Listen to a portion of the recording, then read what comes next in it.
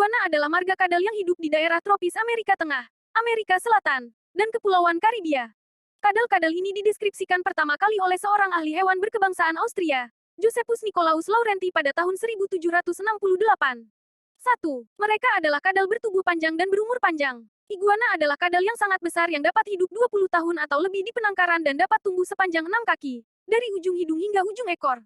Lebih dari separuh panjang tubuhnya disebabkan oleh ekornya. Iguana jantan dapat memiliki berat hingga 9 pon, dengan beberapa yang sangat besar mencapai 18 pon, sementara betina yang lebih kecil dapat tumbuh hingga 7 pon. Jadi, hal pertama yang harus diketahui jika Anda berpikir untuk memiliki iguana adalah Anda perlu merencanakan untuk memiliki tangki atau kandang yang sangat besar, di mana hewan tersebut dapat berbaring dan berputar. Meskipun iguana kecil dapat ditempatkan di akuarium, seiring bertambahnya usia, mereka umumnya tumbuh lebih besar dari tangki dan harus ditempatkan di area tertutup atau ruangan kecil di mana suhu, kelembapan, dan paparan sinar ultraviolet UV dapat dikontrol. Kandang iguana harus setidaknya 2 kali lebih panjang dari iguana dan tingginya minimal 6 kaki, karena mereka suka memanjat. 2. Mereka suka panas dan lengket. Iguana suka memiliki zona berjemur sekitar 90 derajat Fahrenheit dan harus memiliki zona dingin yang tidak jatuh di bawah pertengahan 70-an. Umumnya, tergantung pada ukuran tangki atau penutup, kombinasi bola lampu keramik yang menghasilkan panas, atau lampu uap merkuri yang menghasilkan panas dan sinar UV, digunakan untuk menjaga suhu dalam kisaran ideal ini. Senjata suhu, arakan dan tembak, atau termometer tempel sederhana yang menempel di dinding harus digunakan. Seorang dokter hewan yang memahami reptil memberikan nasihat kepada pemilik iguana tentang pengaturan kandang yang sesuai dengan ukuran iguana dan bagaimana mengantisipasi kebutuhan di masa mendatang.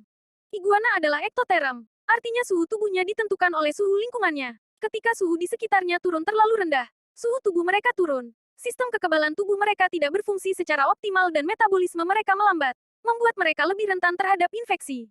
Mereka juga membutuhkan kelembapan yang memadai, minimal 60 hingga 70% agar tetap terhidrasi, karena mereka menyerap air melalui kulitnya.